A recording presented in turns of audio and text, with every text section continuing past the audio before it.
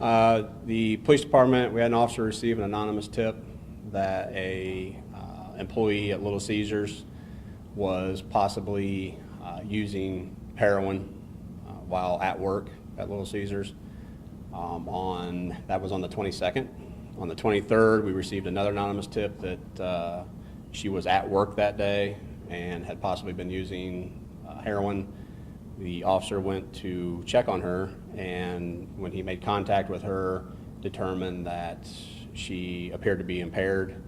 After talking to her, found that she had admitted to using heroin at the time, and the investigation continued, which led into her boyfriend also, who was on scene, being charged with the possession of heroin and syringes as well. Ultimately, they admitted to using? They did. I would like to add to this that anybody that, was arrested that day, they are innocent until proven guilty in a court of law. They did, as the police report stated, admitted to having the heroin there that day, but they still have a trial that will take place as well. Were they using it at work, and there was also reference to them perhaps buying it at work? It's my understanding that there was heroin being used in the back room at Little Caesars. As far as purchasing the heroin there, I personally have no knowledge of whether it was purchased outside of or inside of Little Caesars or not at this time. Have they been diagnosed with hepatitis? What were the conditions of their bodies when they were arrested? Are the people who went there different? I will leave all the hepatitis questions and health-related questions to Mr. Lewis with the health department over here when we finished with any questions you guys have on the arrest for the narcotics and the drugs. How much do they have? Drug-wise? Yeah. I'm not for sure as far as a total weight amount. It was not a lot. It was some syringes and a little bit of heroin was found in there. They had, it was all found inside their car. So as far as an actual weight of what was found, I don't have a weight on that. How long have they been working there? Any idea? I do not know. The female, Sasha, that was arrested, she was a manager there. So I'm assuming she had a decent amount of time working there to be able to work her way up through that. Are you expecting any more charges? At this time, the investigation is still open, so there could be additional charges, but at this time, no. But that doesn't mean that new charges couldn't be filed later. How important was this tip that you received, seeing as though these individuals were handling food and the community could have been different? Well, I mean, anytime we get a tip from the public, we want to know about these type of things because we want to be proactive, not reactive. And I think this case shows that we received a tip on the 22nd. The officer started looking into this on the 23rd. She actually returned to the store to work. The tip came in again, and the officer reacted to it and went to the store and made contact, and we were able to remove these individuals from a local eating establishment. Just the heroin alone, we don't want that kind of stuff around our food and our kids and our families. So anytime we can get the public to help us, as we all know throughout the United States, drugs, narcotics, especially heroin, is a problem. And it's not localized to just Shelbyville, it's everywhere.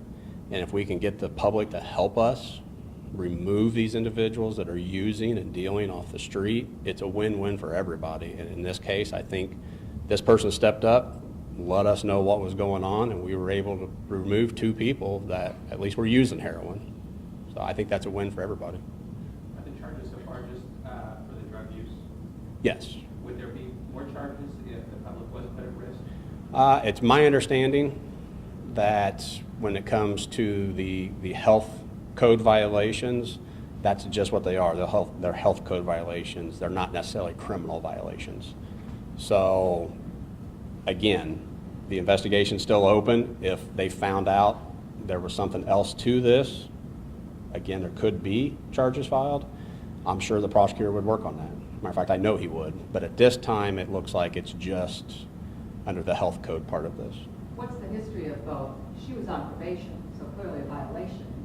What about him? And what else do you know about their histories? As far as I know, he was not on probation or anything like that. Her probation officer was contacted. She was on probation outside of Shelby County, And the probation officer worked with us in working this case. So obviously that'll play into it as far as, you know, her outcome of her trial. Being on probation, that's surely not going to help her any. What county is she on probation? You know, I hate to quote that. It was in the report, and I don't remember, to be honest with you. Morgan. I think it was Morgan, but I hate to say that and be wrong. So you and everyone else across the country has been having these issues with heroin and overdoses and whatever. How unusual was it for you to have this kind of happen, you know, at a restaurant, the arrest, whatever, and going in? Well, I would say that, you know, we typically don't make a lot of narcotic arrests in restaurants, whether it's heroin or anything else. So, you know, to be unusual, it's not the normal.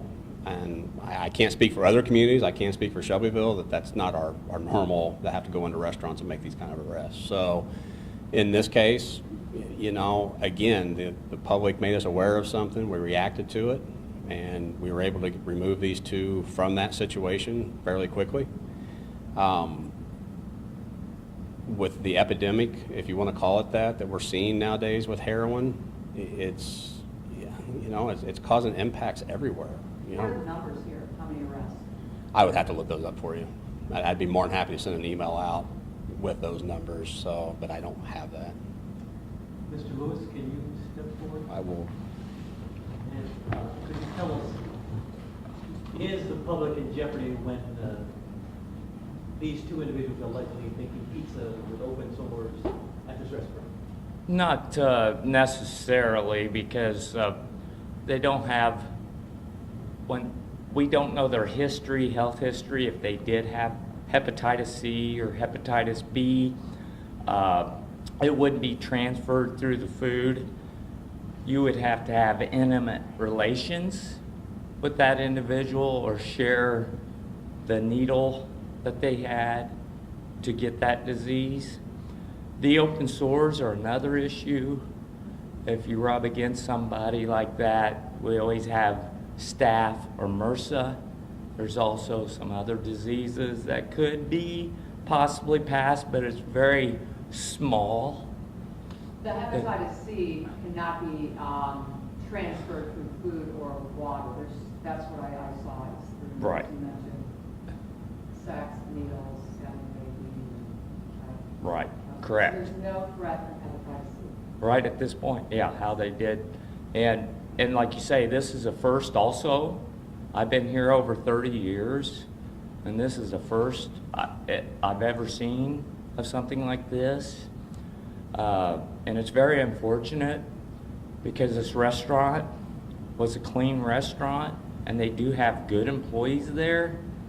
And these employees that are there now still have to pay rent and feed their kids. And so this business could suffer and possibly close. And now they'll have to find other employment. They are open. They voluntarily closed for a while to clean. But, you know, they're open now. The employees I know are ecstatic because I was there, ecstatic that this happened because these people were doing this and they didn't want them there. So are there violations, given what happened? Were there other violations that occurred?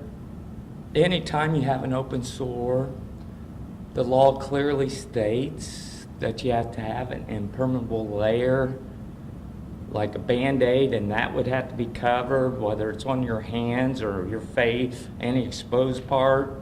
So they would have to have some impermeable layer to cover that, so they wouldn't. The sad thing here is the gentleman that was arrested didn't even work there. It was the boyfriend. He wasn't even employed there. So that we won't tolerate that. He wasn't trained to be there, and unfortunately, and Little Caesars have been contacting us, the corporate, and like you say, they've been very cooperative and very progressive on getting this cleaned up. So is that a violation, a health violation? Yes, it is. What violations then were they cited with? We did not cite them because they progressively terminated the lady we found out the next day after the arrest. And so they have already put in a lot of hours of cleaning and taking care of things. And, go ahead, sir. No, so there are no violations against that restaurant? No. Okay. Tell the public as succinctly as you can that they have nothing to fear by going back to that restaurant and that it's a safe place to eat. It is a safe place to eat. They have nothing to fear. I would go there. I go there on a regular basis. It's close to my home. It's close to my work. Matter of fact, it's kind of funny because I talked to that lady about a week ago. My son and I were in there, and she had her sleeves and that was covered, so you wouldn't have known she had any kind of open sores or anything. And they were wearing the gloves at the time. So, you know, public has nothing to worry about on her spreading any disease at that point. Do you know for certain that she has hepatitis C? I do not know her medical history. So that just came It's from- just speculative, but Okay. from the anonymous source, I believe. Okay. And there is nothing preventing someone with hepatitis C from working in a restaurant? No, there's several things that preclude somebody from working there, but that's not one of them. Do you happen to know what cleaning was done? I know you talked about a thorough Before cleaning. we got Yeah, there- what exactly Right, happened with Tyson, that? before we got there, they had already implemented, they brought in a team of people. They were bringing more people in because they thought the restaurant needed more cleaning and that. And like I said, this business, because of one bad apple, shouldn't have to suffer, you know, because of this person that was in charge. And like I said, I've never seen anything like this. And part of the health department's job is to preserve and protect and enhance these places so the public does have clean food and water and drinks when they go into these places. And they had a good team in place. And like I say, one bad person really hurt this place. And please reiterate, it is safe to go and eat. Yes. You inspected it and you have the seal of approval from the Shelbyville County Health. Yes, we did not close them, we did not cite them. As soon as we found out, we immediately went down.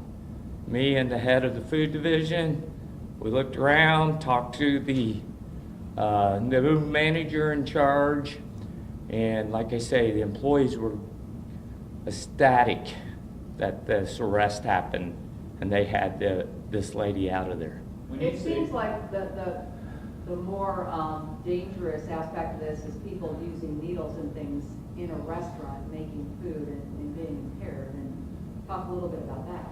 Well, anytime anybody does drinks or anything, any type of employment, and being impaired like that, they're not thinking clear. And clearly they could get burnt by the hot oven there. Thank God they didn't have the hot grease vats, something like that nature. You know, so. Where were the sores?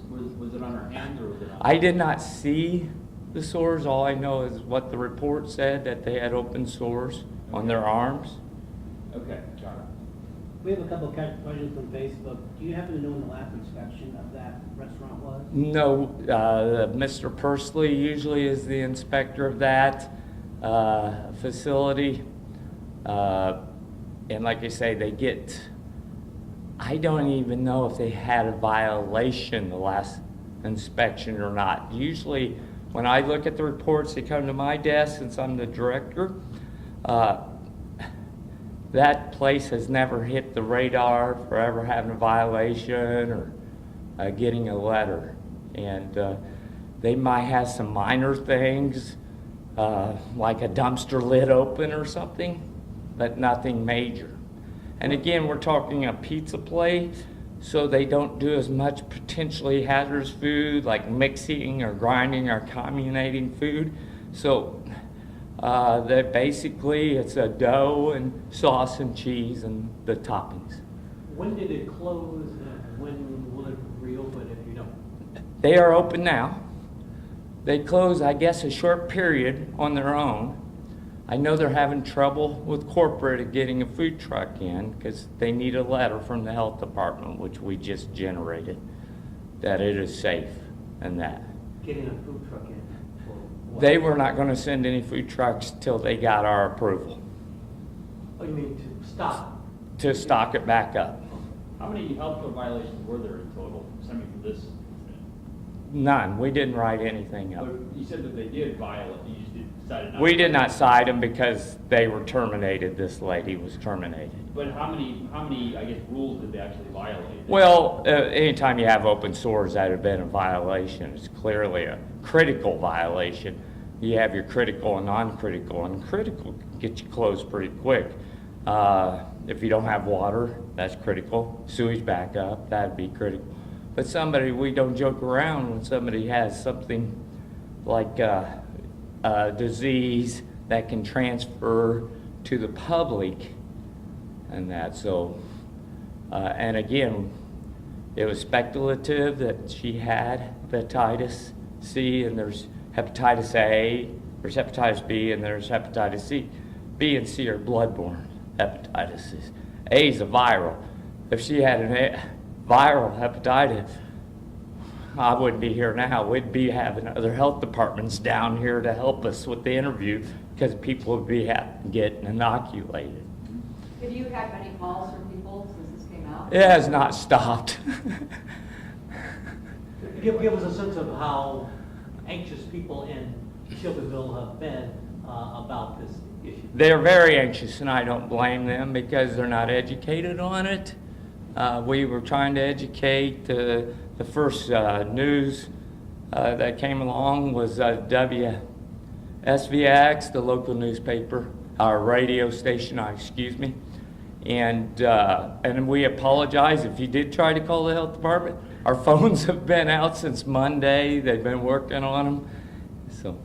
Sir, the lady who called in to tip said that she wouldn't go on camera, didn't want to talk about it because corporate told her not to. Is corporate fully cooperating with your investigation and your work cleaned up?